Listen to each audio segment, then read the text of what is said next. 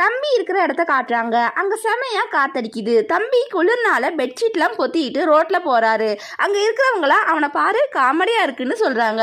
தம்பி பப்ளிக் பூத்ல இருந்து யாருக்கோ கால் பண்றாரு. இந்த பக்கம் ஹீரோயின் செகண்ட் லீட தூங்க வைக்கிறாங்க. அப்ப அவங்களுக்கு ஒரு ஃபோன் வருது. ஹீரோயின் அதை அட்டன் பண்றாங்க. ஆனா யாருமே பேசல.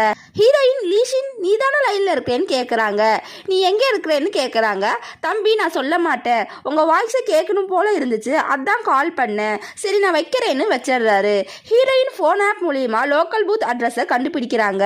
அந்த 2 பசங்களும் தம்பியோட காசை வச்சு இஷ்டத்துக்கு செலவு செய்கிறாங்க.